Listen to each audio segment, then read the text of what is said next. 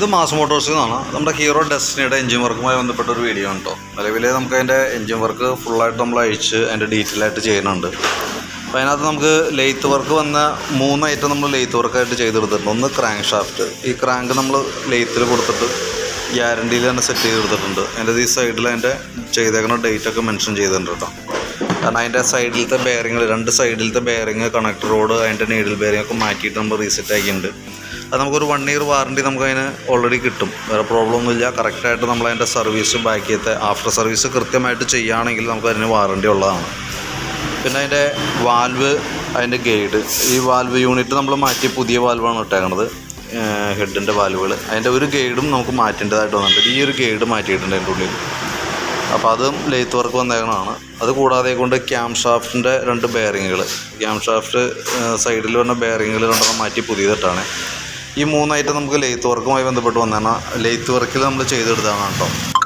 പിന്നെ അത് കൂടാതെ കൊണ്ട് നമുക്ക് അതിൻ്റെ സിലിണ്ടർ കിറ്റ്, അതിനോടനുബന്ധിച്ച് വേറെ കുറച്ച് ഐറ്റംസ് നമുക്ക് മാറ്റേണ്ടതായിട്ടുണ്ട്. സിലിണ്ടർ പിസ്റ്റണൊക്കെ വന്ന ഒരു കിറ്റാണത്. 2140 നമുക്ക് അതിൻ്റെ കോസ്റ്റ് വരാം. പിന്നെ അതിൻ്റെ എയർ ഫിൽട്ടർ, ബെൽറ്റ്, അതായത് ബെൽറ്റൊക്കെ 475 രൂപയുണ്ട്.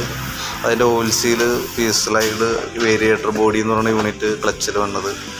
ഗിയർ ബോക്സിൻ്റെ ഭാഗമായി നമ്മൾ ഫുള്ളായിട്ട് അഴിച്ചിട്ട് അത് ക്ലീൻ ചെയ്ത് അതിൻ്റെ ഒരു ചെറിയ ലീക്ക് ഉണ്ടായിരുന്നു. അതിൻ്റെ ഓയിൽ സീലൊക്കെ മാറ്റിയിട്ട് നമ്മൾ റീസെറ്റ് ആക്കേണ്ടത്. അതാണ് അതിൻ്റെ എൻജിൻ്റെ അഴിച്ചിട്ടുള്ള ഭാഗം കേട്ടോ. അപ്പോൾ നമ്മൾ ക്ലീൻ ചെയ്ത് സെറ്റ് ചെയ്യാൻ വേണ്ടി വെച്ചാണ്.